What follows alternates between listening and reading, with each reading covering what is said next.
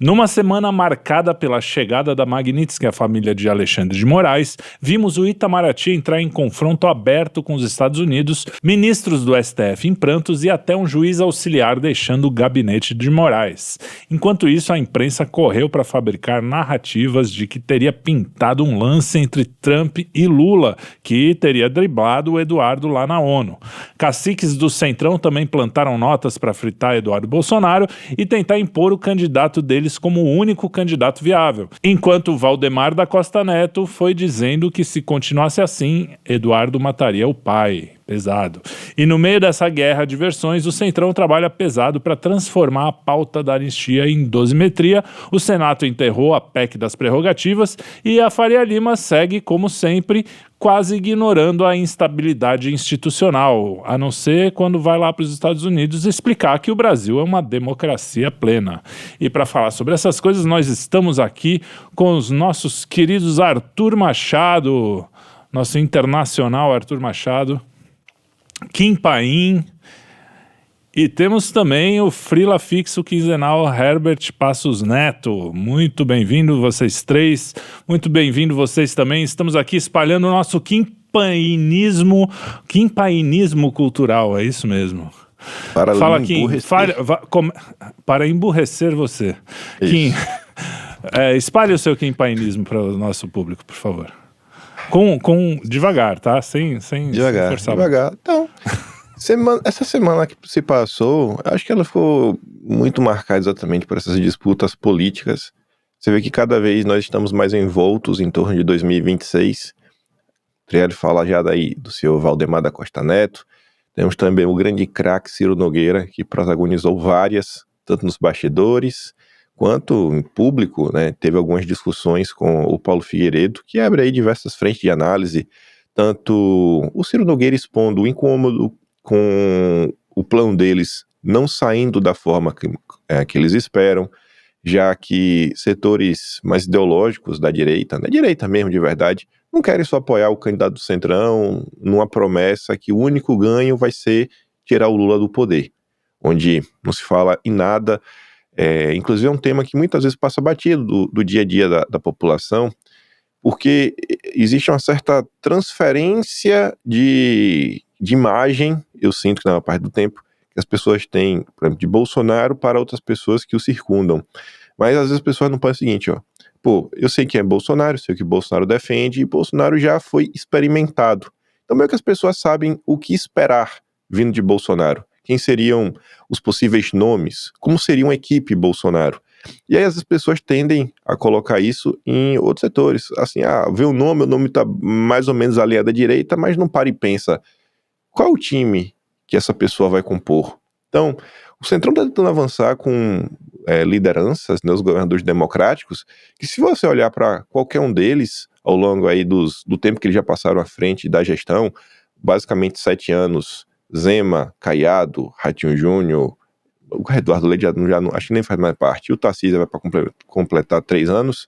Se você olhar a composição, o grupo político que andou com esses governadores ao longo do tempo e a agenda que eles disputaram, a promessa que está sendo colocada na mesa, se você olhar de forma fria, a gente vai tirar o Lula e a gente vai governar sem vocês, sem nenhuma preocupação com nenhuma pauta ideológica, sem nenhuma preocupação em fazer nenhum tipo de embate narrativa, sem nenhuma preocupação em tentar construir, sabe, um diálogo aqui comum, da gente meio que o que se chamava muito da questão da revolução cultural, né? O Olavo de Carvalho falava muito isso, que a esquerda faz de forma maestral, e não espere disso, de vir dos governadores democráticos, fiquem gratos que a gente vai tirar o Lula e talvez, muito talvez, a gente vai dar um indulto, né, às vítimas de dia 8 de janeiro. Sabemos que o Supremo vai derrubar, mas a gente torce para que isso não aconteça, porque eles também não vão peitar o judiciário brasileiro.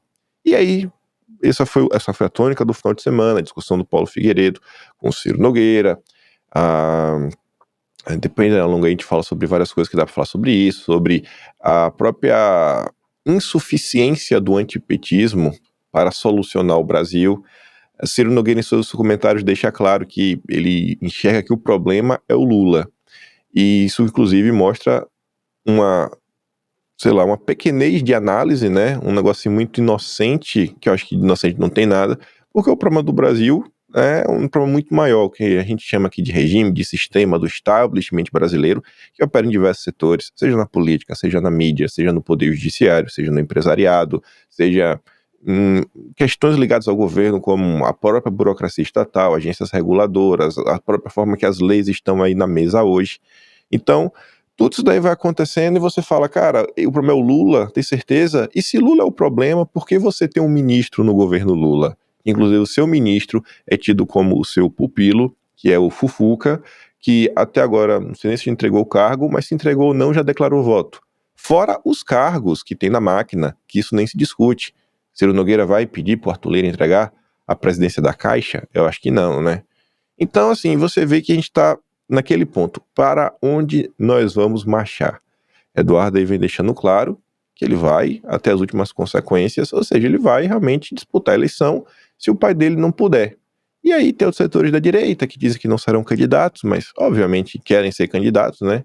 O cara tá na política, o cara não vai almejar ser presidente? Não faz sentido, né? Pensar muito baixo. Então estamos aí, nesse vai não vai, final de semana marcado aí por tretas, Bolsonaro segue preso de forma injusta, já tem mais de 96 horas, não foi denunciado no inquérito de coação, que Eduardo Bolsonaro foi na semana passada, e até então continua preso, sofrendo por conta de todas as cautelares deste inquérito, que na minha cabeça já deveriam ter sido derrubadas, né, já que ele não fez nada, talvez até de ofício, mas eu sou burro, mas se não derrubar de ofício, a defesa de Bolsonaro também já pediu, e até agora nada. Então assim, eu não consigo entender o que é que estão esperando. Existe um silêncio completo, né? Nenhum governador democrático fala sobre isso, nenhum grande cacique do Centrão fala sobre isso. A dosimetria, que não é anistia, dá sinais que começou a derrapar, pouco se fala dela também, e cá estamos nós, né? Acho que os principais assuntos meio que foram esses. É isso aí. E falando em Centrão, vou passar para o Herbert aqui. O Centrão governa o Brasil, vamos falar só da Nova República, né? Desde que veio a redemocratização tão falada. É o Centrão, né, cara? Só não teve Centrão, talvez, ali no Collor e um pouco na Dilma, no finalzinho, tanto é que os dois foram empichados. No caso do Collor, ele tentou compor ali, mas quando ele mijou fora do pinico, vamos dizer assim, também foi retirado do negócio. E agora o Centrão tá aí falando como se fosse a grande solução para a direita brasileira, né? Como se fosse alguma coisa muito diferente. E colocando, pautando a imprensa. Essa coisa de pautar a imprensa de um jeito tão mentiroso, né? Porque depois foi desmentido, foi um negócio meio absurdo essa semana, assim. Eu já vi os caras pautarem, mas não tão absurdamente falso, assim. E, inclusive, quem colocou uma coisa importante, eles não falaram nada do fato do Bolsonaro já não ter mais que estar preso, porque o processo pelo qual ele foi preso, ele já não tem mais nada a ver com ele.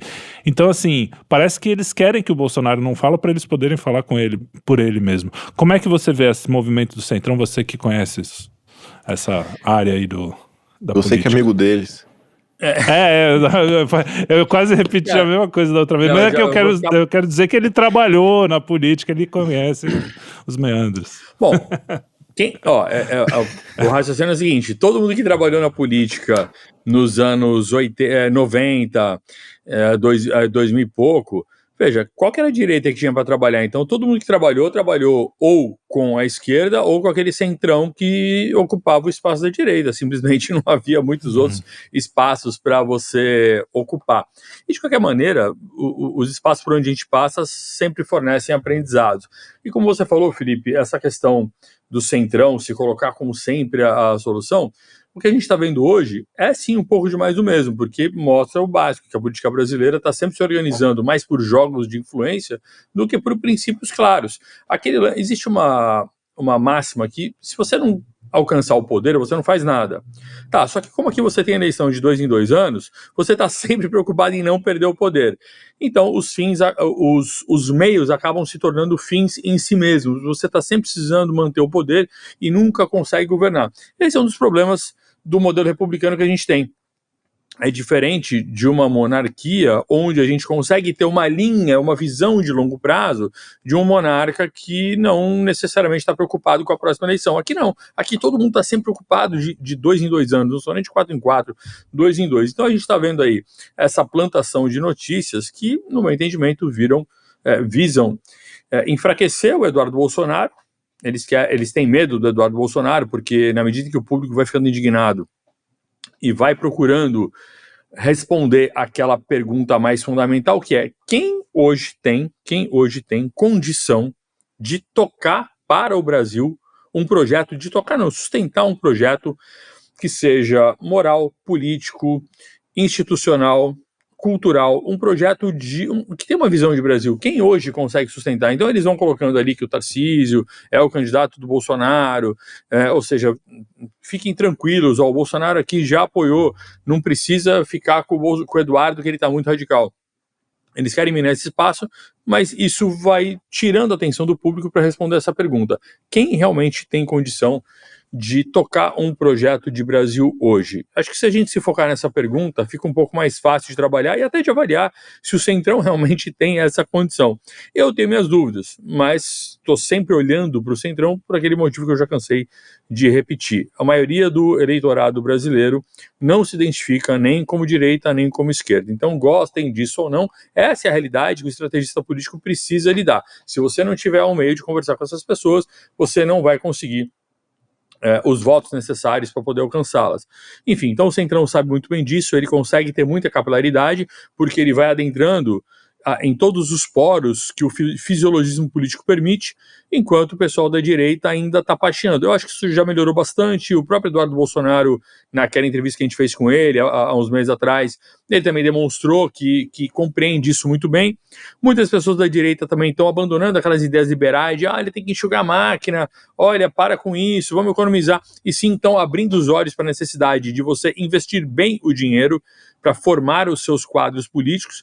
Então, eu acho que a tendência é a gente avançar de alguma maneira nessa próxima eleição em termos de ocupação no legislativo e também de maturidade política, que é isso que falta para a população brasileira. Se a gente se mover só pela indignação, a gente se torna presa fácil daqueles que despertam essa indignação em nós, porque é a forma de fazer, né? Você provoca e espera a reação. Então, essa maturidade que a direita brasileira, os conservadores estão adquirindo, eu acho que ela tende a gerar bons resultados no médio e longo prazo, ou pelo menos resultados melhores do que o que a gente está tendo.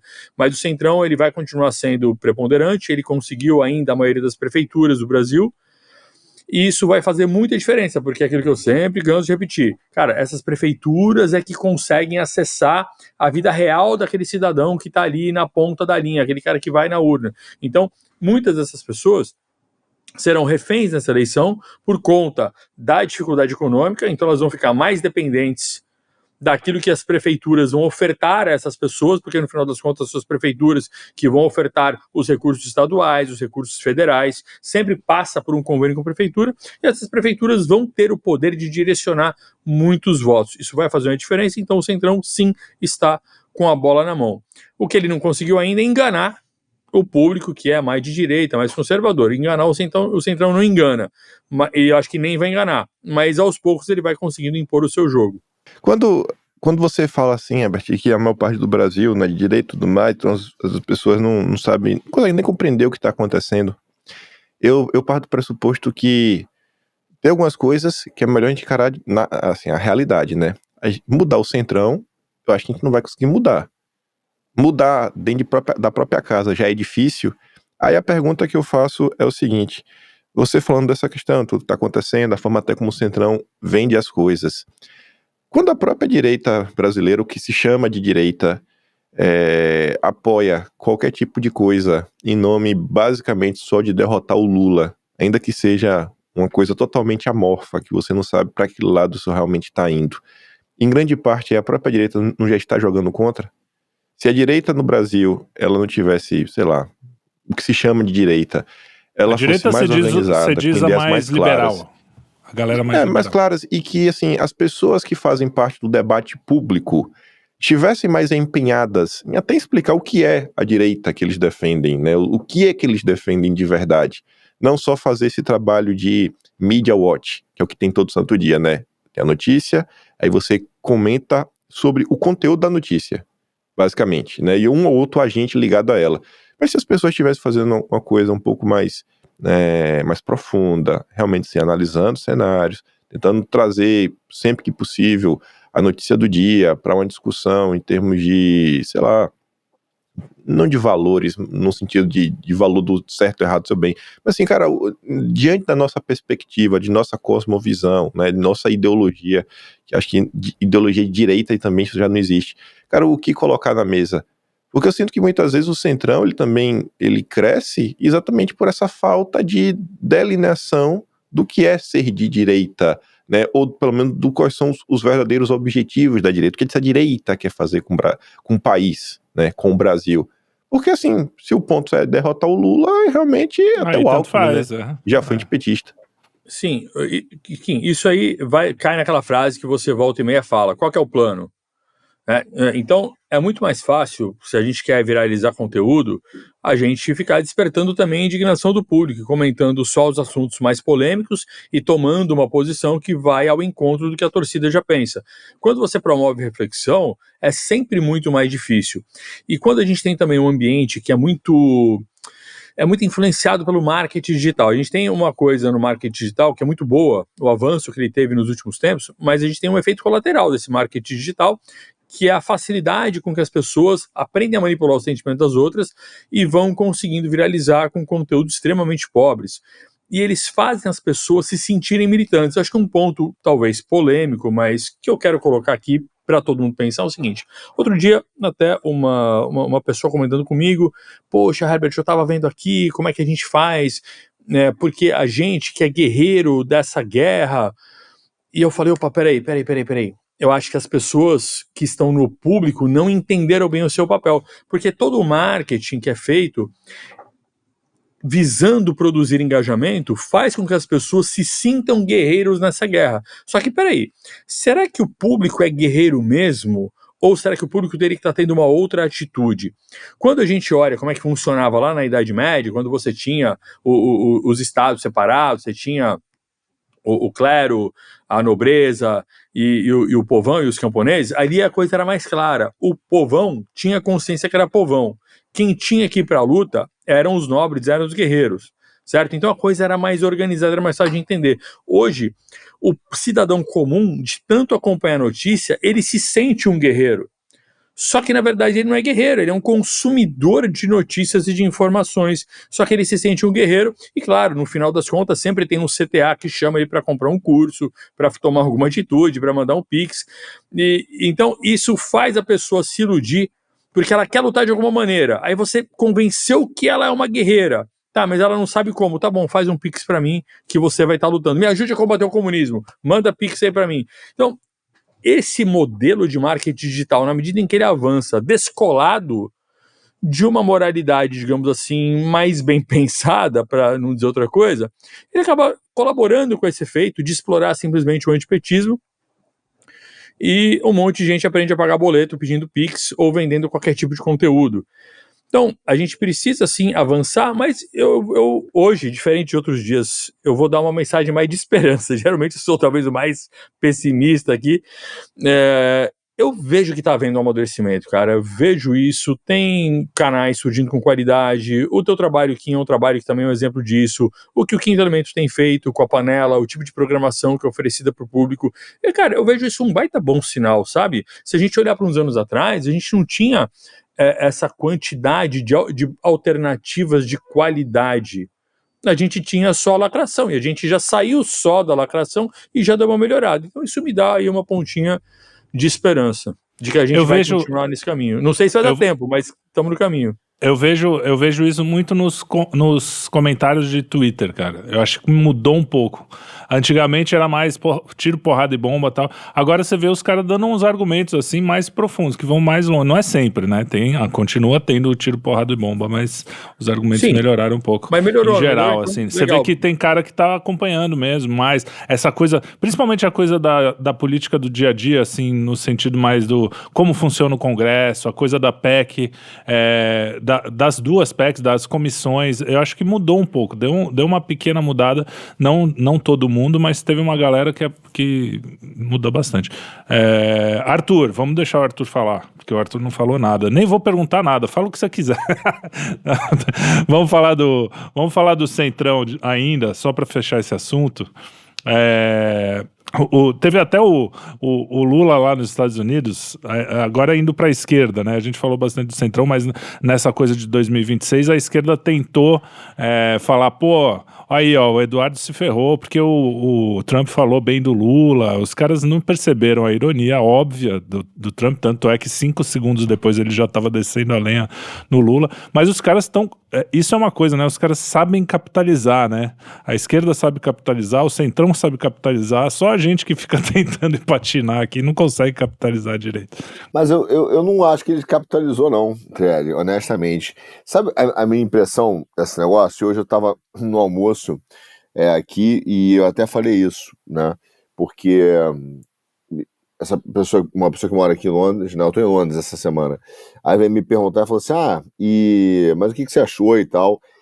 E para mim eu vou te falar o que pareceu assim claramente que o Trump fez uma armadilha pro Lula política, tá? Claramente, só que o desespero, o que revelou essa tentativa de capitalização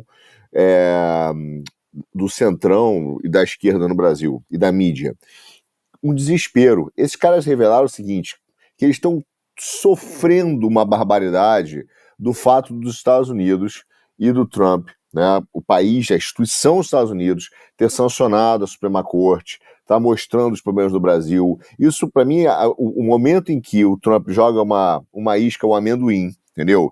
E naquele exato momento que ele joga um amendoim, tipo, eu gostei do cara e tal, aquele papo bem de bar, e na mesma hora os caras deitam no chão que nem cachorro e dá a barriga pra coçar, entendeu? Abre a barriga assim, faz o carinho em mim, diz que me ama. É muito engraçado, porque são os caras que gritaram imperialismo, porra, tô acabando com a soberania, Trump malvadão. Aí o cara fala assim, olha só, você é feinha, mas é arrumada. Aí o cara se joga no chão, entendeu? Se joga no chão, dá a barriga pra coçar, fala, não, vem cá, vem em mim que eu sou facinho. Então, mas isso revela politicamente um desespero, um ressentimento, uma falta de compreensão da política. Então eles mostraram só que estão desesperados com o movimento dos Estados Unidos. Não é que ele está simplesmente ignorando e achando um absurdo. Eles não compreenderam, eles não aceitam. Tem muita coisa interessante nisso. Por exemplo, eles não aceitam. E isso eu vi claramente algumas pessoas no Brasil falarem assim, né, quando falam, assim, quando o Trump fez esse aceno ao Lula, que não foi um aceno, foi uma armadilha, as pessoas falam assim, mas é óbvio, por que o Trump está preocupado com o Bolsonaro? Elas falam abertamente, você acha que o Trump está preocupado com o Bolsonaro? Você acha que o Trump realmente, tudo que o Trump faz é só para ganhar dinheiro? Então é óbvio que se o Lula trocar as terras raras, acho que até a Eliane Cantanhede... rolou esse papo das terras raras. Ela não sabe nem o que é terras raras, né? Honestamente, eu digo isso porque a gente fala isso, não é... Porque ela não assiste o Quinto Elemento, que a gente fala isso faz tempo. Isso, né? Porque a gente como diz a porta dos fundos, é um macaco da bola azul, mas a gente falou isso há muito tempo, né? Porque é um assunto que está recorrente no mundo, que os caras vivem alienados.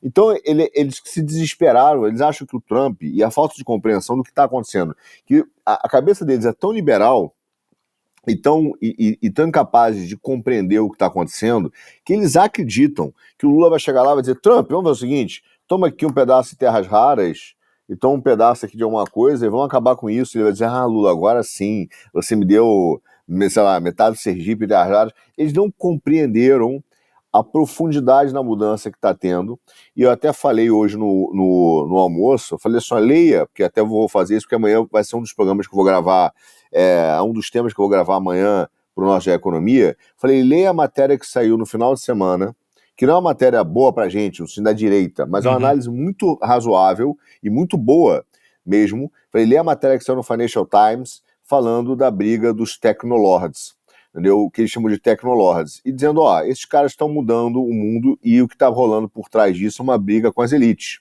entendeu? Não por menos, não sei se vocês viram aqui, o discurso do Elon Musk semana passada, 2 semanas atrás em Londres, cara, foi brutal, os caras aqui pularam, porque ele falou num evento da direita, que o jornal chama de extrema-direita, né, essa maluquice aí, mas ele falou num evento o seguinte, prepare-se para a violência e prepare-se para a guerra, a violência virá. E o nego falou, porra, que absurdo, o cara tá pedindo para as pessoas se levantarem e fazer uma revolução, não sei o quê. Mas é o que isso mostrou que o Financial Times corretamente falou dessa briga que vai tendo entre as elites, né? Entre uma elite tecnológica contra as velhas elites, digamos assim, né? Oligarcas, dos liberais, etc.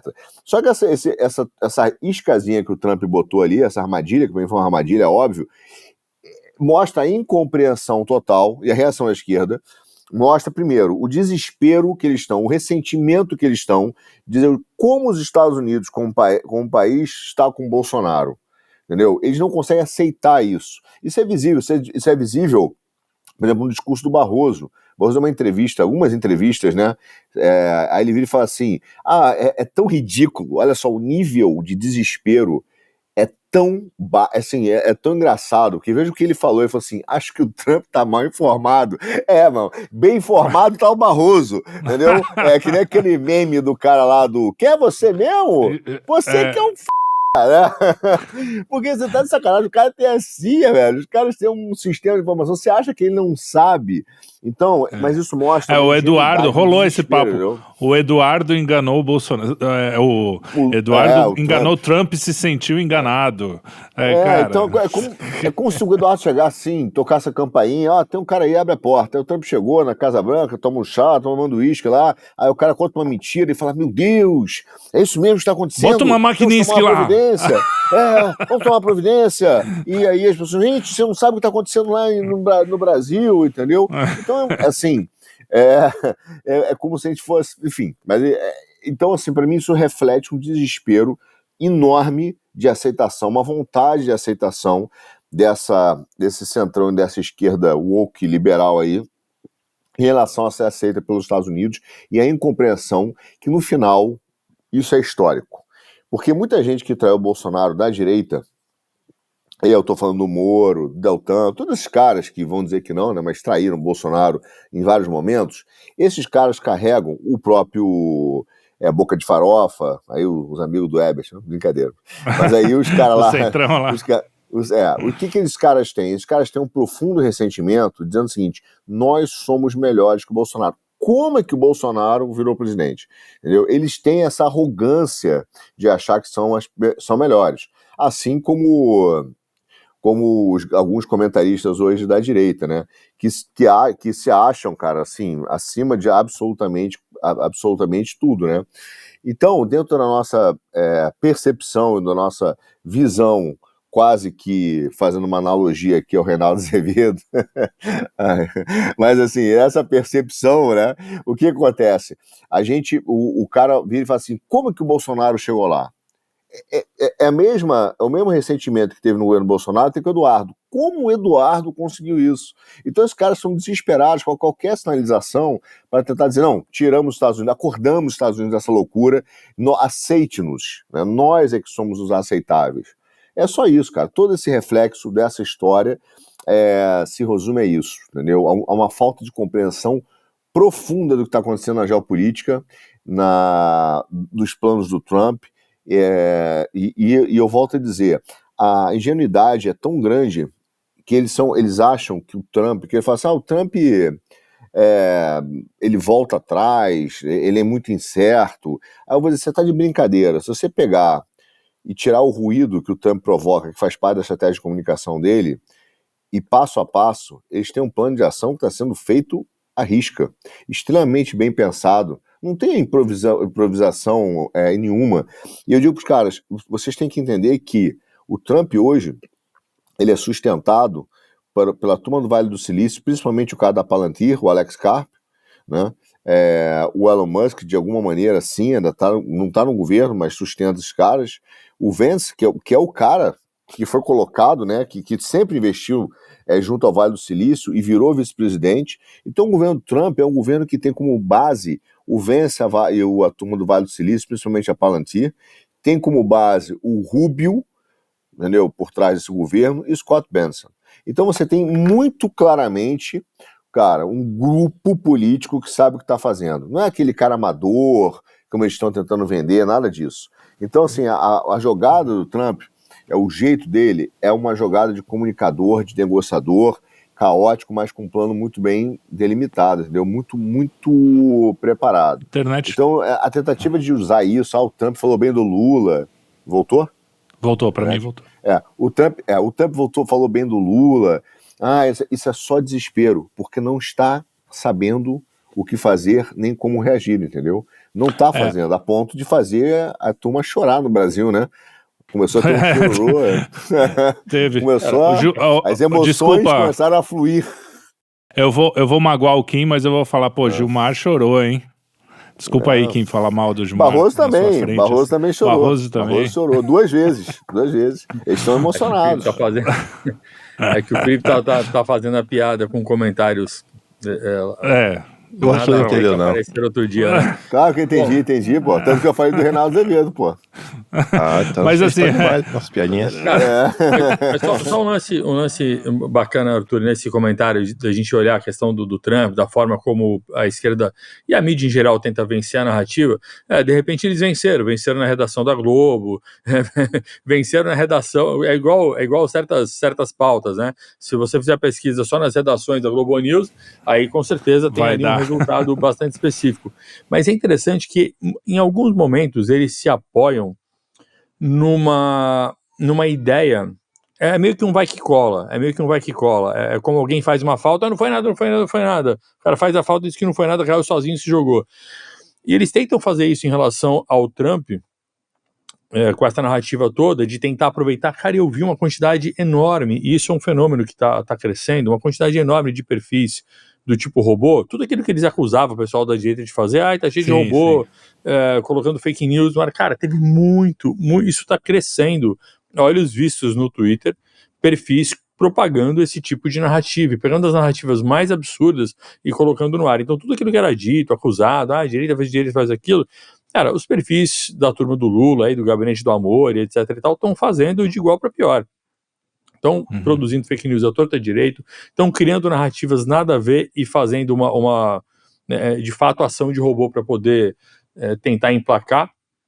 E na questão específica do Trump, eles também tratam o Trump como um absurdo. É parecido aqui com o Bolsonaro, né? Eles não conseguem admitir que uma figura como essa possa ser, de fato, preferida pelo eleitor. Eles guardam um ressentimento profundo de que eles, que estão amparados por nobres intelectuais, são desprezados pela população. A população olha para essas pessoas que defendem aborto, defendem droga, defendem bandidagem, tratam bandido com vídeo. Eles olham para essas pessoas e eles tratam essas pessoas com desprezo. A população despreza isso, porque quem sofre com os problemas do Brasil não é o rico do Brasil, é o pobre do Brasil. O rico usa carro blindado, ele mora em condomínio fechado, ele vai embora do país. Agora, quem sofre mesmo é o cara que parcela o celular em 24 vezes e no segundo mês ele é roubado no ponto de ônibus, a caminho de casa, ou voltando do trabalho, depois de pegar 8 horas de trabalho, gastou 2 horas de metrô e busão de manhã, volta de tarde, é roubado, perto de casa.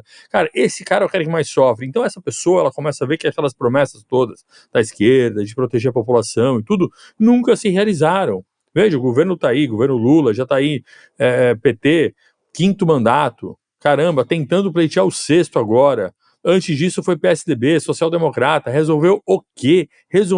Cara, desde a redemocratização vem ocorrendo uma tentativa de uma virada mais à esquerda e ela nunca dá certo. A gente já tem mais de 30 anos e não dá certo nunca. E eles sempre colocam a culpa na direita. Bom, o público vai se revoltando, vai mudando, e esses inteligentinhos não admitem que a população faça essa escolha. Agora, existe na direita também um fenômeno que de alguma maneira se parece. Há pequenos núcleos intelectuais que também acham que o Bolsonaro é um idiota e que não sabe nunca o que está fazendo. Eu fico pensando, cara, o Trump é um idiota, o Bolsonaro é um idiota, todo mundo é idiota. Os espertos são só os que estão vendendo curso na internet.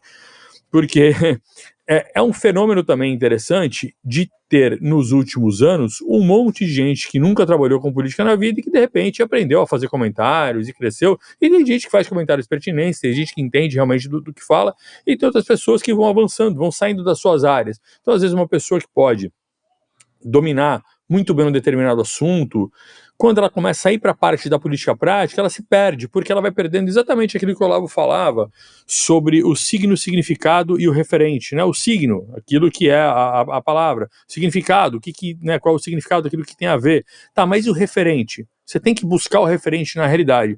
E às vezes as pessoas ficam elucubrando muita coisa, pensando em muita ideia, e não buscam o tal do referente na realidade. E começa a falar de política prática como se a política prática obedecesse regras da filosofia política. E não é bem assim. A filosofia política a gente sempre faz ela depois que a política foi feita, para a gente refletir se a nossa ação moral foi boa, não foi boa, se a gente pode melhorar na próxima. Então as pessoas começam a pensar um monte de bobagem, porque às vezes estudam demais e tem pouca prática. Daí que eu sempre falo aquela provocação. A gente pode falar muita coisa na internet, mas a política, ela é uma ciência prática. Ela necessita, se você quer aprender política, necessita que você aprenda a fazer política do lado de casa. Outro dia eu estava comentando, nessa linha, só para ilustrar, com uma pessoa que é muito tímida, né, mas ela grava vídeos muito legais no YouTube, grava aulas muito legais, só que ela tem problema de sair na rua. Ela não consegue. Eu falei, caramba, o que falta para essa desenvoltura do vídeo sair na rua? Ah, porque na rua ela encontra com pessoas reais e tem que fazer uma interação real. Então, essa perda que a gente vê na geração Z, essa perda de capacidade de lidar com o mundo real, né, as pessoas digitam muito, pensam muito, mas quando vão para a rua são tímidas, se travam. Isso está ocorrendo também em geração Y, em millennials, que entraram nesse mundo da internet, passaram a viver no mundo da internet. As pessoas ficam tanto na internet que perdem a noção da realidade. Então, às vezes, você pode falar muita coisa legal, ter muita proeminência na rede social, mas quando você sai na rua, você não consegue, às vezes, voto na esquina da sua casa, você não tem moral na sua família, você não consegue, de repente, nem vencer a eleição para o síndico de prédio. Mas a pessoa fala com uma autoridade, o público também, que é desavisado, vai acreditando. Então, esse fenômeno também existe um pouco na direita, e a esquerda tenta explorar isso aí, tentando dizer que o Trump não é de nada, é só um idiota, Bolsonaro também é só um idiota. Imagina, o cara ele só ganhou 9 eleições, ele só ganhou quase todas as eleições que ele disputou, mas ele não deve saber nada. Quem sabe tudo são os intelectuais que não têm voto na esquina de casa. Agora falando também pegando o gancho aqui do Arthur, parece que o pessoal aqui do Brasil, principalmente Centrão, Faria Lima, a galera que manda aqui do sistema, eles realmente se informam lá pela Globo News e tal, e meio que para por aí, porque parece que essa ação do Trump, eles não percebem que está interligado com tudo que está acontecendo no mundo, na Europa, na América Latina, Venezuela. Tem um fio que, se você olha, se você vê o Geoeconomia, por exemplo, você vê que tem um fio conectando todas essas coisas. Então não é um negócio que o cara um dia acordou e falou, fiquei com pena com o Bolsonaro, que ele passou pela mesma coisa que eu. Às vezes a impressão que dá é essa, né?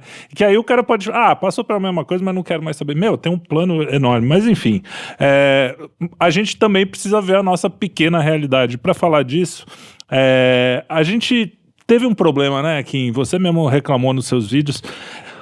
A direita não soube vender ou não soube explicar, como soube, eu acho que no caso das comissões, um pouco melhor, por que a PEC das prerrogativas era importante. Foi uma dificuldade, talvez seja mais difícil de explicar mesmo, mas quando chegou no Senado, passou, né, na Câmara, a gente ainda falou, até achei que passou meio fácil, assim, né, até estranhei, e de repente foi pro Senado e morreu, né, morreu mesmo, não tem mais assunto, é isso mesmo, ou eu tô enganado? Então, morreu mesmo no Senado, e não vai para lugar nenhum, e isso mostra, para mim, o problema disso é o mesmo problema que passa pela questão da própria explicação da PEC, que é o problema que passa pela questão das comissões, que é o problema que passa pelas eleições municipais de 2024, que passa sobre os diversos eventos durante o governo Bolsonaro. Vamos pegar um que todo mundo escuta falar até hoje, como por exemplo a CPI da Lava Toga, que é o quê? As pessoas que foram eleitas, junto com quem vive de política, né? Ou seja, de publicar notícias, de falar sobre o assunto, essas pessoas, elas não politizam a população. O cidadão comum não consegue entender as nuances, a importância de um parlamentar ter uma blindagem, vamos usar a palavra que eles estão utilizando, a blindagem que o cidadão comum não tem. Como é importante que um poder não esteja sob o julgo de outro poder. A harmonia entre os poderes não é que um poder pode investigar o outro, que assim a coisa não funciona muito bem, né? Ainda mais quando a investigação ocorre de forma muito mais fácil do que uma investigação, por exemplo, no Supremo, se o Supremo quiser abrir um processo de impeachment contra alguém do Poder Judiciário. O parlamento ele realmente tem que ser soberano, tem que respeitar o voto popular. É muito fácil uma maioria ou alguém que tem algum poder extremamente grande, né, um poder burocrático, fazer uma maldade contra um opositor. Então, quando a gente vai relegando esses assuntos, que muitas vezes são assuntos espinhosos, que é muito mais fácil você desinformar do que informar, porque o cara liga a TV, só escuta falar que político tá roubando, que é golpista, que é isso, que aquilo outro. Quando esse cara tá vendo que o parlamento quer aprovar a PEC da blindagem, aí vem a própria turma do Novo, Deltan Dallagnol, falar de PEC da bandidagem, aí o cara pensa, pô, não dá. E aí se aparece alguém pra falar o contrário, é muito fácil apontar pra esse alguém e falar lá, ó, defensor de bandido. Olha o defensor de bandido, ó. Olha lá o vendido pro Centrão, quer blindar o Centrão, mais um acordo aí pra lascar com o povo. Então, assim, falta de verdade um compromisso com a verdade. É sempre jogando pra torcida. Não é o cara que tá informando, ele colhe na rede social a opinião da maioria, o que agrada a maioria, e ele expressa a opinião da maioria. E esse não deveria ser o processo. O jornalismo deveria estar em busca da verdade. E o político deveria estar em busca de um perfil mais estadista do que um perfil popularesco. Não vou nem falar populista, né? Cara, não pode ser assim as coisas. As lideranças políticas, elas deveriam exercer a liderança política, explicar como as coisas são feitas. Então, tudo isso aí que acontece é exatamente por isso. A população, ela não faz a mínima ideia o que é uma comissão, a população não faz a mínima ideia como se dá uma eleição para presidente da Câmara, presidente do Senado. A população não faz a mínima ideia o que é uma CPI, como forma uma CPI, como é dividido os cargos dentro de uma CPI, quanto tempo ela tem, como ela faz para começar, quantas assinaturas tem que colher, o que pode ser feito. Então o cara vai lá e fala assim, ó, o cara coloca o nome, CPI da Lava Toga. Aí ele lembra que ele via na TV que na Lava Jato tinha político sendo preso. Então ele pensa que se for uma CPI da Lava Toga, vai poder prender juiz. Juiz vai prender. Ou, eu quero, sabe? É um pensamento que quem entende fala, meu Deus, coitados. Mas cola. Isso acaba colando no final do dia. Então, assim, é necessário demais começar a delimitar essas coisas, explicar esses assuntos. E, mais uma vez, a mídia já abandonou isso há muito tempo. E a mídia da direita, hoje em dia, ela está muito restrita a apenas fazer media watch. E eu acho que ainda é um media watch bem superficial, que poderia aprofundar mais, entender mais as nuances, explicar um pouco mais sobre os agentes. Ó, quem é fulano, quem é cicrano, quem é beltrano, casado com quem, vem de qual lugar, para onde vai, para onde não vai, como se encaixa assim em termos históricos, para que lado está defendendo, defende o quê, e trazendo mais explicações, porque até hoje é aquela de sempre, né? O inimigo do meu inimigo é meu amigo. Temos que derrotar o Lula. Sou antipetista. Coisas que no final do dia não significam nada. É o que ele tava brincando, né? O Aécio era antipetista. O Geraldo Alckmin era antipetista.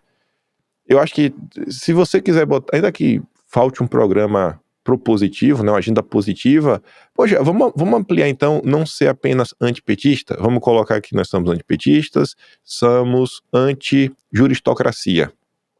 A gente não é contra o poder judiciário. Aí já sai um monte de gente, né? Da aí direita. Já sai um monte de gente. Será que o povo tem coragem de bater no peito e falar isso? E explicar o que eles querem falar? Porque assim, eu acho que se perguntar para Eduardo Bolsonaro, o que é ser anti-juristocracia? Eu acho que ele vai falar contra a turma do Supremo, algumas coisas que estão sendo feitas, vai dar exemplo de inquéritos, ele vai dar vários exemplos. Se perguntar pro Romeu Zema, ele vai falar o quê? Então assim, você já começa a delimitar, já fica um pouco mais claro quem é quem, o que cada um mais ou menos defende, quais são as ideias, e vai ampliando. Antissistema, o que é esse antissistema também? O que é o sistema? Saber explicar esses assuntos. Eu vejo, por exemplo, gente que tem experiência, inclusive, de jornalismo, antes de até meio que migrar, nunca esteve à esquerda, mas estava na imprensa, trabalhou na Veja, Folha de São Paulo, sempre com viés mais à direita. Aí o cara vai, por exemplo, isso me mata, posta notícia do Estadão. Aí fala assim, por que o Estadão está falando isso? Eu não consigo compreender. Aí você fala assim, cara, assim, o cara tá olhando a situação sem conseguir compreender o que é o Estadão enquanto instituição. O que é o DNA da família Mesquita nesse jornal, sabe? O cara tá assim, indignado, ele fala, você não tá entendendo o papel histórico deste veículo. É tipo olhar pra Globo e achar que a Globo é só, sei lá, só a Globo. Não entender o que é o império da Rede Globo. Por onde vem, por onde vai, sabe? E, sei lá, para tentar trazer aqui um exemplo. Eu vim descobrir esse ano, mas o primeiro jornal da Globo, ele foi feito pela McCann Erickson, na época. Pô, a McCann Erickson era um braço de operação do chamado Deep State americano. Com base em que fazemos tais acusações? Pô, primeiro, né, você pega lá os documentos da CIA, você pega trabalhos feitos e vários deles apontando que um dos braços de coleta de informação era a McCann Erickson. Não só de coleta de informação, mas também de fazer essa intermediação, uma espécie de lobby. Porque o dinheiro das empresas americanas, que várias delas dialogam com o governo, fazer propaganda, cara. Quem fazia propaganda pra GM, pra Ford, pra Coca-Cola, pra essas marcas famosas dos Estados Unidos, era a McCann Erickson. Então você tem essa empresa fazendo o primeiro jornal da Globo. Essa empresa envolvida numa CPI que ficou provado que ela enfiou dinheiro no Brasil para sabotar a campanha do Petróleo é Nosso, seja comprando o silêncio, seja comprando as críticas. E é isso que criou. Sabe? Aí você fala, mas como assim? Aí você vai olhar o nascimento do Jornal Nacional. De onde veio? Aí tem aquela história lá que foi por conta do Banco Nacional do Magalhães Pinto. Não foi bem assim. Foi ou não foi? Estranho, porque o primeiro jornal da Globo, o nome era Ultra Notícias, porque era patrocinado da Ultrapar, Ultra alguma coisa, Ultra Gás. Não sei, era o mesmo nome. Aí você fica nessa, né? Deve ser uma coincidência também. Mas independente disso, você vê que o Roberto Marinho era amigo pessoal do sobrinho do Magalhães Pinto, que também era banqueiro. Será que isso é só aleatório? Então você vai olhando, poxa, desde 94 o Roberto Marinho já tinha entrado para o Fórum Econômico Mundial. No próprio Jornal Globo tá lá a foto que ele tirou com o Klaus Schwab, tá em preto e branco, mas tá ele o Klaus Schwab, 94. Será que é aleatório essas coisas? O que é que está... Cara, entende o que está acontecendo? Sabe, é uma visão assim limitada das coisas, que fica às vezes restrita só ao que está escrito. E trata como se fosse apenas um jornalista militante. Não é só um jornalista militante. Você corta pro Estadão. O Estadão foi fazer uma série, acho que ano passado, no retrasado, de 64, o que estava acontecendo, e aí eu comecei a aloprar o Estadão. Aí o Marcelo Godoy, que é uma espécie de faz tudo deles, né, trabalha basicamente para a cúpula do Estadão, a jornalista deles, fez questão de escrever uma notícia explicando por que Júlio de Mesquita apoiou o golpe. Você tá entendendo? Assim, o negócio é um pouco mais complexo. Não é um jornalismo qualquer. É um jornalismo que tá lá, ele não é só um militante de esquerda. Ele serve a alguém. Tem algum tipo de ordem. Tem uma agenda que ele precisa cumprir. Até na hora de contratar, o cara já contrata, peraí, vamos ver quem a gente tá contratando. Vamos ver o que é que eles defendem. A que grupos essas pessoas estão ligadas. Quem é o marido da Eliane Cantanhede? Quem é Vladimir Neto, o filho da Miriam Leitão? Casado com quem? A ex-mulher dele, né? Que era a Secom do Moro. E os diálogos do Vladimir Neto com Deltan Dallagnol? Ninguém fala sobre isso. Então, assim, é só porque é um militante de esquerda? Acorda, pô. E fica essa visão restrita do que é a imprensa. As pessoas às vezes não sabem diferenciar o que é uma matéria de opinião, o que é uma nota, né? Uma nota, assim, só uma coisa, o que é uma reportagem factual, o que é uma matéria opinativa e o que é um editorial. Que é opinião, mas não é igual a um artigo de opinião. É a opinião do veículo, o CNPJ. E às vezes falta, sabe, coisas básicas assim de entender, vamos entender o funcionamento das coisas, vamos entender quem é quem. Pô, por que Lauro Jardim é tido como porta-voz do mercado financeiro? Porque, se você quer saber o que o judiciário está falando, abre lá a coluna da Bela Megali e da Luísa Martins na CNN. Com certeza vai ter alguma coisa lá. Se eles quiserem falar de alguma coisa, vai sair lá primeiro. Por quê?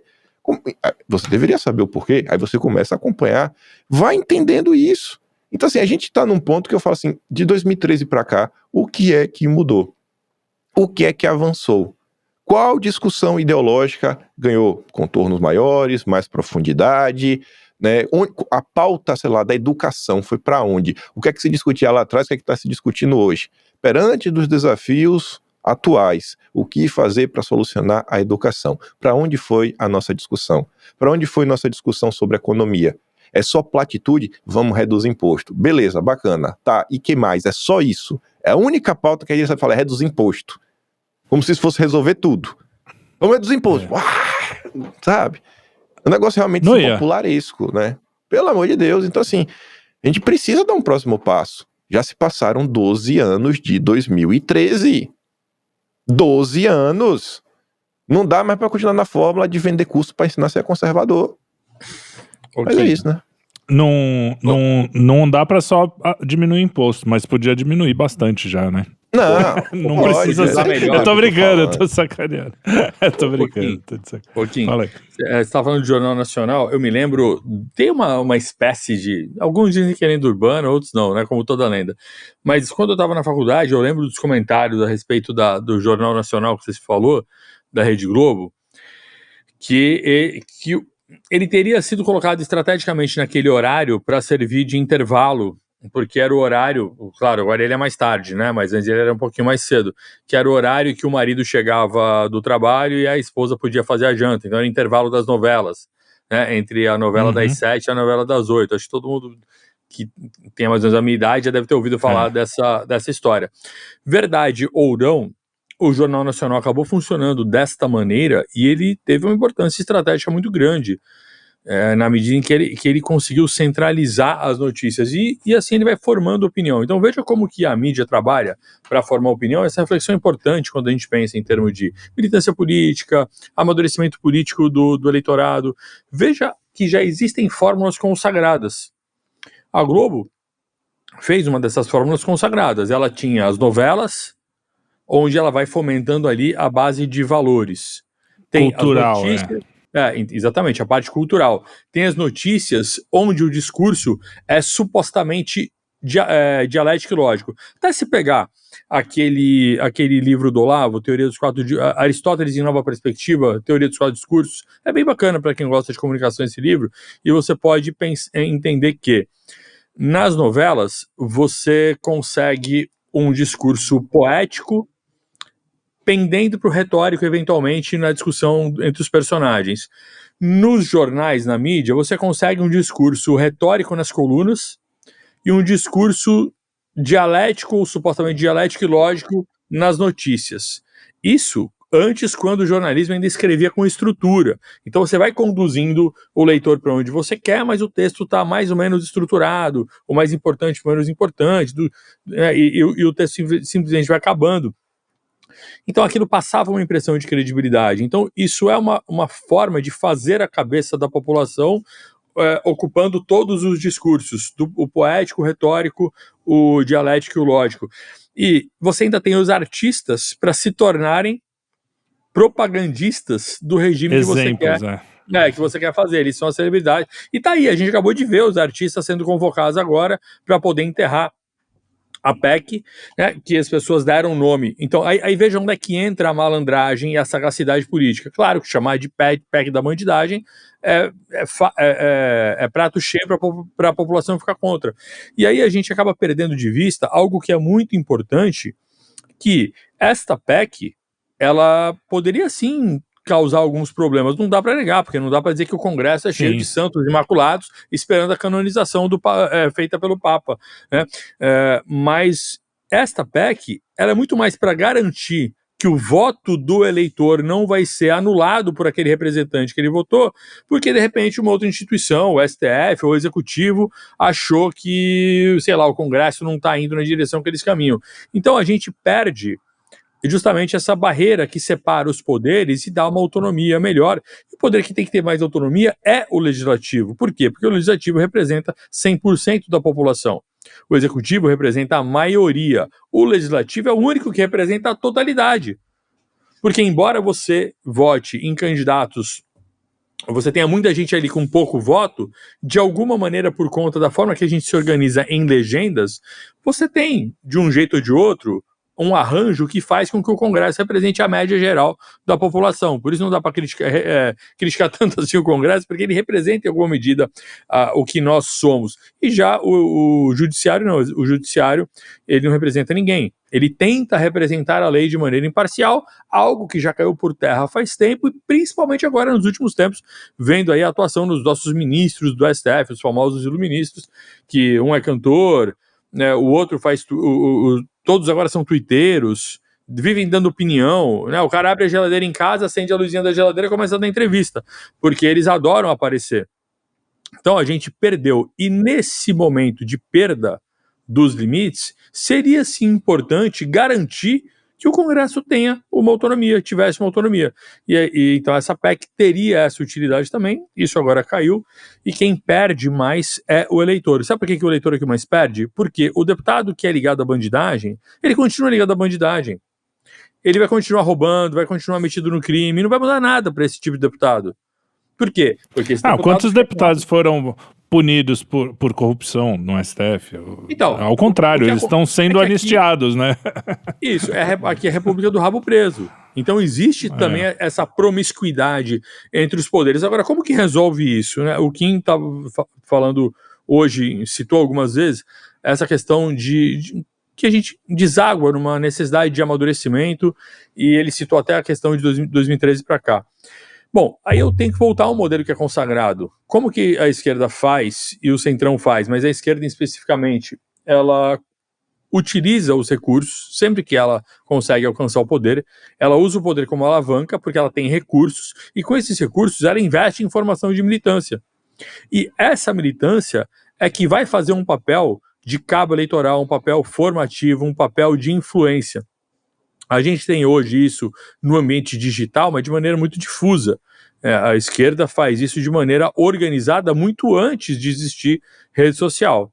Então ela demora um pouco para pegar o ritmo da rede social, está pegando mais agora, mas ela já sabe fazer isso de maneira real. Então o que falta, às vezes, o pessoal da direita é entender que certos métodos não significam você abrir mão dos seus valores. Em especial nessa discussão entre liberais e conservadores. Não, tem que diminuir o imposto, tem que reduzir o Estado, tem que privatizar tudo. E, poxa, às vezes uma visão mais conservadora não precisa necessariamente concordar com isso. Pode falar, não, calma aí, peraí. Você está cheio de cargo de confiança no governo para quê? Qual é a função dos cargos de confiança? Ora, é justamente dar o tempero daquela máquina que já tem um monte de funcionário público, que ele já tem uma certa linha que é seguida. Então, quando você tem um governante que é eleito, ele vai lá e coloca, é como se o funcionalismo público fosse a farinha do bolo, o ovo, o fermento, fosse a grande massa principal. E a eleição do executivo, ela é o sabor do bolo, é a cobertura do bolo.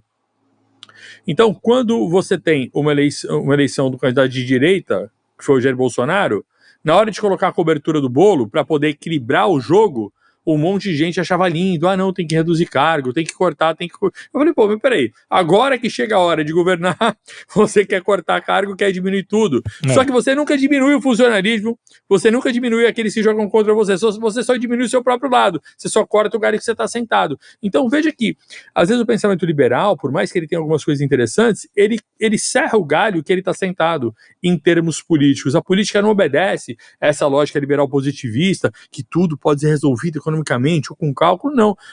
A política é feita por seres humanos, é um pouquinho mais complexo do que fazer conta na ponta do lápis. Então, a solução é também aqueles que querem fazer uma militância mais séria aprenderem a investir recursos nisso. E esse é um dos desafios que a gente enfrenta. A gente não consegue nunca chegar na ponta da linha, nunca investir nessa formação de militância, até porque as pessoas se sentem meio que mudando de lado. Nossa, mas isso é coisa de esquerdista. Eu falei, não, isso é coisa de quem quer fazer política. E funciona, e a prova é a esquerda está aí, dominando o cenário desde a redemocratização. O Trump aprendeu a pegar poder, né, e usar. Na primeira, menos. Ele estava mais com o pensamento mais liberal, mas agora conseguiu. Ô, Arthur, vamos para você agora. Eu vou ler uma notícia especialmente para você. Tá fora da pauta, mas eu vou ler, assim, porque eu acho que é a sua cara. Barroso fará retiro espiritual no exterior com o grupo indiano Brahma Kumaris. Agora, ex-presidente do STF, Luiz Roberto Barroso, tem o hábito de praticar meditação e costuma fazer retiro espiritual uma vez por ano. O próximo será no fim de outubro, quando pretende refletir e, quem sabe, decidir se continua como ministro do STF ou se vai aposentar a toga. Por questões de privacidade e segurança, o ministro não revela o país que fará o próximo retiro, que será realizado pelo grupo Brahma Kumaris, autodeclarado a maior organização espiritual conduzida por mulheres. Ô, Arthur. Pronto. Arthur, será que é porque o João de Deus está preso, que ele mudou o retiro? Olha, que beleza, hein? O Trelli falou rápido. Eu não gosto de dar tipo dessas... Como é que nego chama? Malhetada, né? Malhetada, mas ele falou rápido, eu juro pra vocês que eu entendi aposentar a toba. Aí eu falei, caraca, agora ferrou, velho. Toga. Aí eu ouvi rápido, então me desculpa. Isso eu falei, dá cadeia, hein? Pelo amor de Deus, hoje em dia não, dá mas eu ouvi você falando. Eu só entendi mal aqui, foi a conexão, levei um susto, mas agora eu entendi. Olha só, deixa eu te falar. Sempre presuma macumba, vai lá. Sempre. A questão é simples, cara, antes de falar da macumba do Barroso, o Barroso, ele sempre teve um sonho, sair do STF e voltar para a advocacia, principalmente, não porque aquilo é motivacional, para realmente boletar, né? Então, ele queria voltar para o escritório na área de litígio, sempre foi isso. Só que hoje eu posso garantir a você que a percepção que ele tem é que se ele voltar para o escritório de advocacia para advogar, ele talvez ele vá trazer mais problemas para os eventuais clientes que ele tenha do que solução. Ele acredita hoje que, de fato, tá, uma realidade, percepção dele, que ele não conseguirá decolar o escritório dele de advocacia como ele gostaria. Então esse é um problema. Inclusive, você vê que volta e meia ele volta a questão da segurança pessoal, ele fala dos ataques, né, etc. Ele realmente acredita que na hora que ele sair do Supremo e virar um cidadão comum, digamos assim, ele possa, inclusive, ser agredido, né, pelas pessoas, ele tem esse medo. Eu não acho que chegaria no físico, acho que no máximo verbal, né, um xingamentozinho no restaurante e tal, lá no... Enfim, mas ele gostaria de ser um advogado de litígio, ter um escritório de litígio jurídico empresarial. Só que ele está vendo esse sonho, para ele, não vai acontecer.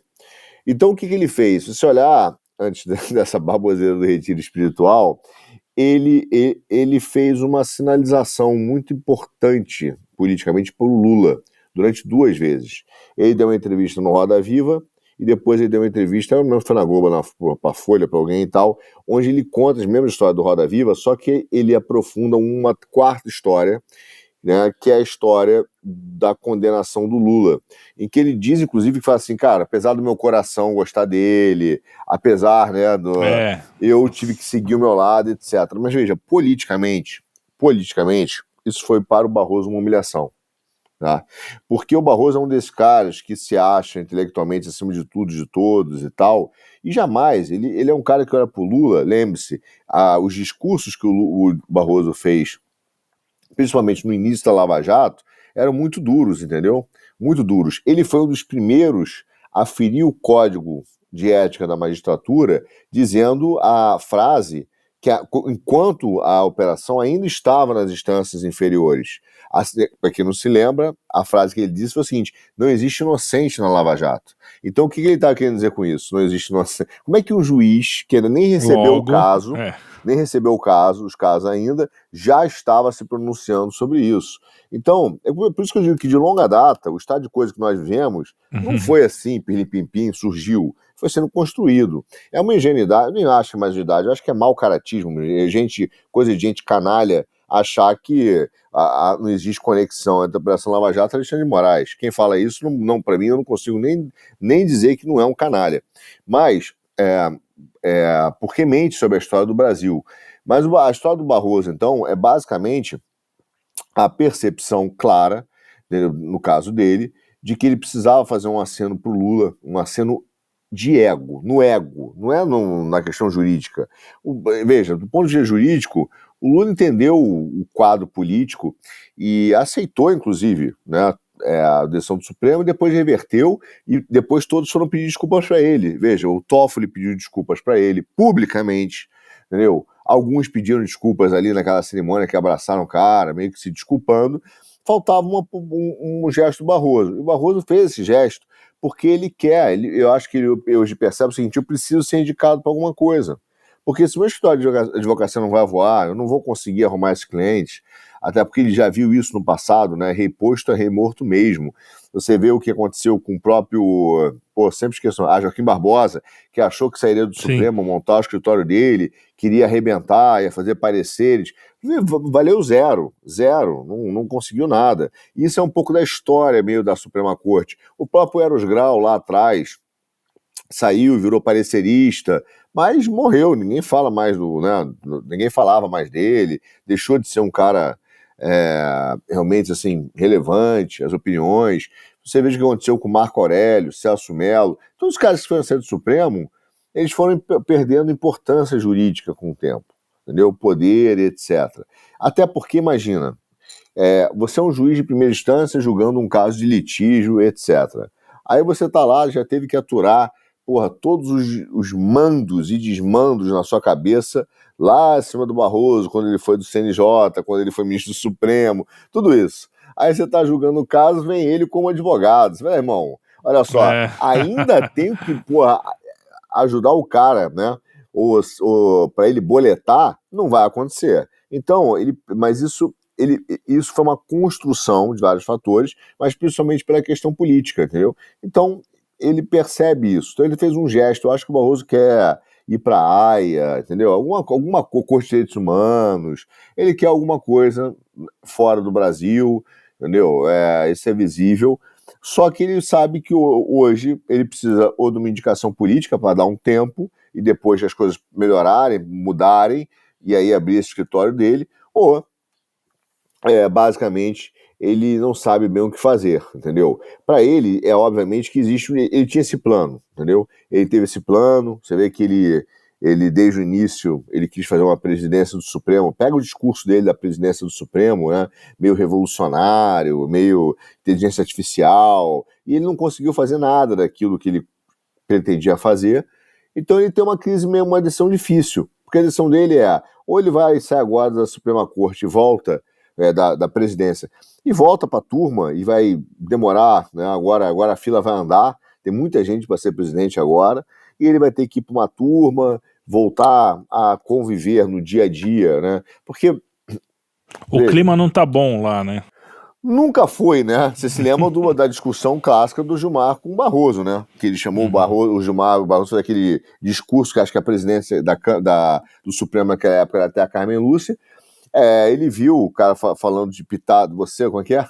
Pitadas pitadas de psicopatia, um sentimento horrível, Sim. Né? É só Billis, aquele discurso dele. Ele vai ter que voltar para essa turma e começar a conviver com a realidade da Suprema Corte, na sua, entre aspas, muitas aspas, normalidade anormal, né? Quer dizer, as brigas que eles têm normalmente ainda por cima, cara, com a pressão da Magnitsky na cabeça. Então, ele volta a um papel muito pequeno e ele não sabe, ele tá meio... A verdade é que eu percebo isso, ele tá meio perdido.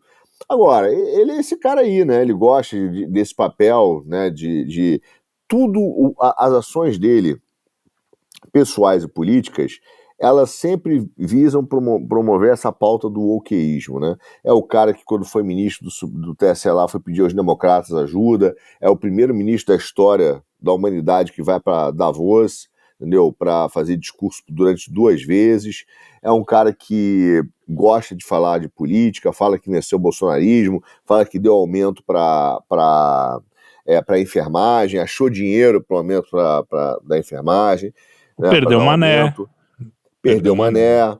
Então, derrotamos o bolsonarismo. O Barroso, eu sempre disse isso várias vezes, do ponto de vista político, ele é um dos caras mais perigosos do Supremo, sempre foi, porque ele tem esse jeito, aquele bonzinho, eu não posso falar tudo o que eu penso, né? Mas é o fofo. Então ele sempre fala, ele fala essas frases, né? É uma política feia, que você fala, talvez já dê para conversar com esse cara, mas não dá para conversar. E ele faz... Aliás, o cristianismo do mal é dele também. Claro, é algo que a gente do mal do Brasil, exato. Isso, e engraçado, veja, ele se desculpou por todas as frases, essa ele não se desculpou. Então, mas por que ele se desculpou? Porque, na verdade, ele sabe que, de alguma maneira, se ele for indicado para alguma coisa, uma das perguntas que tem que ter é o seguinte, cara, você vai ser aprovado? Você vai ter voto para ser aprovado? Porque a própria esquerda também não é super fã dele. Então, ele tem uma situação meio difícil. Meio ruim. Então ele vai tentar construir, olha, eu pedi desculpa pelo perder o Mané, foi um momento de irritação, tentou justificar a frase de Roraima, lá do eleição, né, não se ganha, eleição se toma. Então ele tentou, nós vencemos o bolsonarismo, ele está tentando essas justificativas, mandando sinalizações políticas. Não acho que é humildade, tudo ali dele é pensado. Lá atrás, ainda alguns meses atrás, ele já tinha matérias que ele falava sobre o Brasil na Folha, em que se você vai pegar a semiótica das fotos dele, ele meio que atrás existe uma sombra, né? Ele na janela, olhando para fora e o sol entrando, então como se ele estivesse vendo o futuro iluminado, deixando o passado, fosse essa ponte. Então ele tem bastante disso, ele tinha um sonho político, né? Que não vai se concretizar, sem dúvida não vai se concretizar, mas ele tentou. Então quando a gente vê essa notícia agora, ele vira e fala assim, eu vou fazer um retiro espiritual. Veja só, nada disso, além da pauta woke, né, é ingenuidade. Não se iludam. É aquele cara que precisa voltar, entendeu? E fala assim, eu tive uma iluminação no Himalaia, é uma tentativa de criar uma jornada do herói fake woke, entendeu? Diz assim, eu fui no Himalaia, conversei com o Dalai Lama nesse negócio das mulheres, você vê que tudo como é que é? Aceita, tudo é woke, vai encontrar um mentor agora. Por mulheres e tal, as mulheres me guiaram e eu agora vou fazer um movimento que eu nunca pensei na minha vida, nunca quis, entendeu? Aí a gente vai ver qual é, ou vai ser para presidente, ou vai para a ONU, ele vai tentar justificar esse seu lado espiritual, entendeu? Eu fui chamado para essa iluminação. É o Neo, vai voltar como o Neo. Tudo isso, mas tudo isso é armação, tá? Eu já digo, tudo isso é armação, nada disso não é caso pensado, entendeu? Alguém falou, cara, sai 2 meses, ou pede uma licença e volta, porque ele tem esse dilema. O que eu faço? Vou para o meu escritório, vou ser indicado, entendeu? Tem que ver o seguinte, a gente tem que começar a olhar exatamente quando ele voltar desse retiro aí, quais são os cargos, né, que vencem, os mandatos, entendeu? Porque deve ter alguma coisa a ver com isso aí, conhecendo a peça, porque nada disso é ingênuo da parte dele, entendeu? Ele está saindo, ele quer sair do Supremo, não tem que sair agora, mas está vendo o seguinte, também no próximo mandato, quantos mandatos, 2026, quantos caras esse segundo presidente vai indicar? Não sei. Vai ser uma penca, né? Com 3, 4, não é isso? 3 ou 4. 3? O que deve saber? O próximo é 3. Então ele vai vendo a galera dele... A turminha dele saindo, entendeu? Sabe que vai vir novas coisas. Tem o medo danado da Magnitsky, que é verdade, óbvio que ele tem. Então ele tá num momento realmente ali de difícil. Mas veja, difícil no sentido não pessoal, mas dos seus planos e das suas ambições em relação à realidade. O que ele queria era meter o pé no escritório de advocacia. Não vai conseguir. Não vai se remunerar. Tá vendo isso. E aí ele fala, para onde eu vou? Entendeu? Eu fico aqui ou arrumo um carguinho na ONU? Vou ter que começar com Lula. É por isso que ele tá para cima e para baixo com Lula, fazendo esses gestos. É isso que tem que entender, né? Ô Arthur, eu sabia que você ia se empolgar com essa. Tudo que você não falou o programa inteiro, você falou agora. Parabéns. Cara, esse cara me irrita. Fala aí. É porque ele tem um 5, né? Tem um lance. É que ele tem tudo a ver com a pauta woke, né, cara? Ele já deu aquela declaração de que ele acha que as Supremas Cortes têm um papel de vanguarda iluminista e que cabe a elas empurrar a história pra frente quando a história emperra. Ou seja, cara, isso é tudo. Não, inclusive, essa história de você é uma pessoa horrível, uma mistura do mal com atraso e pitadas de psicopatia, foi isso que ele falou pro Gilmar, foi numa questão do aborto, que ele estava defendendo o aborto, enfim. Bom, vamos lá para os nossos... feio, né? Você é feio e bobo. Vamos para os nossos finalmente, porque a gente ainda vive uma juristocracia, não se esqueçam, vocês estão muito soltinhos hoje. Kim Paim. O quinpaínismo cultural é fogo, causa essas coisas. Vamos finalizar aqui falando um pouco do pessoal do mercado, né? A gente sempre gosta de dar uma passada lá. Joesley foi fazer lobby pro Lula encontrar Trump. Como é que tá essa história? O mercado já tá fazendo planinho, vão ser 3 anos meio complicados, mas aí o Trump sai. Os caras estão achando que o Trump vai sair, né? Já começa uma análise meio perigosa, porque tudo indica, inclusive saiu uma pesquisa recente falando sobre os números do Partido Democrático, do Partido Democrata, foram péssimos os números, quase em todos os assuntos, tirando, sei lá, direitos das mulheres de poder abortar, de matar o próprio filho. Aí tudo bem, os democratas ganham. Mas a maioria dos assuntos, a população está do lado dos republicanos e do Trump. Então esses midterms aí, que normalmente acontece o contrário, né? O presidente em exercício, ele normalmente acaba perdendo as midterms, porque, né, o poder, o cara tá lá exercendo, nunca é como as pessoas imaginam, mas dessa vez o Partido Democrata realmente está muito mal e o pessoal está preocupado lá. Mas aqui o nosso mercado financeiro acha que não, em 3 anos, o cara do BTG lá falou, o CEO, que a gente espera 3 anos e o Trump sai, ou seja, os caras tão bem, né? Fala aí. Eu acho que é simples esse ponto aí. É o seguinte, eles têm 2 opções. Peitar o sistema no Brasil ou peitar os Estados Unidos, né? É peitar dos dois ou não fazer nada também, mas enfim. Se eles querem ter acesso aos Estados Unidos, eles vão ter que peitar o Brasil. E se eles querem ficar de bem do Brasil, eles têm que peitar os Estados Unidos. Aí você tem que parar pra pensar o seguinte, essa galera que tem poder no mercado financeiro só tá onde está porque existe um sistema no Brasil. Se o sistema ruir, ótimo, porque eles têm poder suficiente para se reorganizar. Mas se eles forem para cima do sistema, não conseguirem derrubar o sistema, o que é que vai acontecer? O sistema vai destruí-los. Então acho que eles devem ter colocado na balança o seguinte, o Trump tá me prejudicando economicamente, mas eu consigo sobreviver.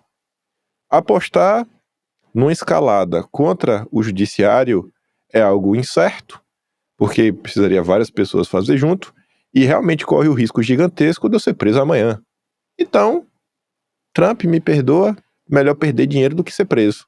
E vida que segue. Pra mim, a matemática que os caras estão fazendo é essa. Eles sabem que enquanto o sistema durar, eles vão sobreviver no Brasil, vão sempre ter os comes e bebes, os eventos maravilhosos que eles vão para discutir o Brasil, e é isso, né? Vida que enquanto sobreviverem financeiramente, para eles é de boa. Porque princípios não é o caso, né? Não, nunca foi. Faria Lima é o coração do financiamento da besta. E você? A galera da direita devia mudar, inclusive, a manifestação da Avenida Paulista para Faria Lima. Devia fazer na frente do BTG a manifestação. Fala, André Esteves, você que já foi preso de forma injusta, que é o que você diz, se compadeça das vítimas do 8 de janeiro, pessoas já morreram. Já pensou se fosse os seus filhos crescendo sem pai? Tudo que você dá para os seus filhos, já imaginou? Porque você não quer que outras famílias também tenham pais presentes? E devia fazer lá, depois na frente do Itaú, e de boa, leva um dos cartazinhos. Faz um meme, vá Dedé, salve o Brasil. Devia fazer lá as manifestações. Silas Malafaia devia estar lá, na gritada. Acho que ia ser maravilhoso. E no dia de semana, no dia que tiver serviço, não precisa nem ter muita gente, 50 pessoas gritando e rezando. Essa seria maravilhoso. Silas Malafaia, um grupo de oração na frente do Itaú. Vixe, mas era capaz da bolsa quebrar. Um grupo de oração na frente do Itaú. Caiu um raio naquele bagulho. O prédio tremer. Assim, é Jesus Cristo peitando o demônio. Ia ser uma gritaria, mano. A gente se demitindo dentro do ponto da janela. Rezando só assim, calado. Eu nem precisa rezar. Você sabe que era uma das coisas que eu falava, por que não pega um grupo assim de velhinho pra dar um abraço no STF rezando o Pai Nosso? Eu acho que só isso derrubava o sistema, porque ali o bicho é feio. Fala aí, Herbert, o que você acha dessa situação? Eu tava pensando nisso que o Kim falou, é interessante quando a imprensa trata tudo que vai contra o que ela prega, ela trata como extrema-direita, ultra-direita, super, hiper, mega direita. E aí você vê o Kim falando, poxa, olha lá, uma manifestação na frente do banco, né, uma rodinha de oração e tal. Cara, o pessoal que é da esquerda, ou extrema esquerda, quando eles fazem manifestação contra os bancos, o que eles fazem? Os black blocs, aquele pessoal que se diz mais anarquista, extrema esquerda, cara, eles vão lá e quebram a fachada do banco, né, destroem o banco e falam, isso aqui é uma ação simbólica, não vai dar prejuízo nenhum no banco, é uma ação simbólica. Então, mas eles não são chamados exatamente de extremistas, né, mas o Kim que deu essa ideia de fazer uma oração, com certeza vão dizer que isso aqui é coisa de extremista de direita. Extremismo. Cara, se você for lá e quebrar a fachada do banco, Kim, botar pilha nisso aí, vão dizer que é só um protesto legítimo, um negócio anarquista, é simbólico, violência simbólica, só para causar um impacto e ganhar a mídia. Mas se você resolver rezar Pai Nosso, cara, aí ferrou. Aí já é extremismo total, né? Extremismo religioso. É isso que tem acontecido. Mas, aliás, falando nisso, uma coisa que pouca gente falou, fez o paralelo, pelo menos eu não vi muito, lá nos Estados Unidos acabou de sair uma notícia que o FBI no 6 de janeiro, o 6 de janeiro nos Estados Unidos, para quem não sabe, é o 8 de janeiro aqui. Né? No dia 6 de janeiro invadiram o Capitólio, teve uma confusão meio parecida com o que aconteceu no 8 de janeiro aqui. Acabou de sair uma notícia de que o FBI confirmou, assumiu, né, porque eles tinham dito que não, que tinha mais de 200, acho que era 280 e poucos agentes do FBI à paisana no meio da confusão. E que eles dizem não fizeram nada, não sei o quê, mas é muito estranho, né? Era uma coisa que as pessoas sempre falavam da possibilidade. Pô, tinha cara lá quebrando, não tinha nada a ver, as pessoas entraram pacificamente e uns caras começaram a quebrar, que não tinha nada a ver. Tanto é que não morreu ninguém do lado deles, a única pessoa que morreu foi uma trampista lá, né? Que teve um cara que morreu do coração e uma trampista que tomou um tiro. E aqui no Brasil também sempre teve essa desconfiança, né? Que teve uma participação ou do Exército, da Polícia Federal, até saiu um vídeo recente que não tinha saído ainda, né, dos caras meio que ajudando a galera desse, esquisito pra caramba, e tá aí, né, as velhinhas continuam presas, os tiozinhos continuam presos, pipoqueiro preso, cara com lepra preso, e o Caetano cantando, cara, quando eu vejo a foto do pessoal que tá preso, cara, a foto é uns tiozinhos, dá pra ver, né, cara, dá pra ver, é tão revoltante, bicho. É revoltante demais. Então, Felipe, isso aí é o seguinte, de fato tem muitas semelhanças, isso sempre me incomodou, sabe, um ponto que sempre me causou um desconforto enorme, foi aquele papo de Operação Storm, um monte de gente divulgando aquilo como se fosse algo a ser levado a sério. Eu critiquei pra caramba, fiz vários tweets sobre isso, na época eu falei, cara, não é possível que as pessoas estejam acreditando nisso, e levando até as últimas consequências. No final das contas, aquela maluquice toda acabou no caso do Capitólio. E todo mundo viu as imagens, as poucas imagens que circularam logo no começo. Vocês viram que o povo foi entrando, foi bem parecido com aqui. Você teve lá o pessoal... teve uns 3 ou 4 que fizeram zona, teve. Não, ok, eu não estou passando pano para isso, eu só estou lembrando que a cena é bem parecida, porque você tem uma aparente facilidade de acesso, uma facilitação feita para os próprios agentes. Você vê que a polícia abrindo a porta, a polícia não faz nada, tudo. E aqui a gente viu uma situação bem parecida. E a gente viu também uma certa loucura sendo fomentada. E quando eu olhava aquilo, eu falava, cara, não tem como isso dar um resultado bom, porque você não vai ter... Né, nada disso que as pessoas imaginam, não vai ter artigo 42, não vai ter nada, pode até ter gente querendo, mas não vai acontecer. Simplesmente não há meios disso acontecer, logo não acontecerá. Mas se for acontecer, algumas pessoas serem feitas de bucha de canhão e estão aí. Bom, dá para tirar algum benefício disso? Bom, até daria. Qual que é a dificuldade? É a questão cultural. A esquerda, quando teve o episódio dos anos 60, que os militares responderam daquela maneira e prenderam gente, houve sim casos de tortura, de morte, tudo, talvez não da maneira que a esquerda fala, mas houve sim. A esquerda, tendo um preparo cultural adequado, soube transformar isso em quê? Em grandes símbolos culturais, sim, que estão funcionando até hoje. Até hoje, tem filme dessa porra.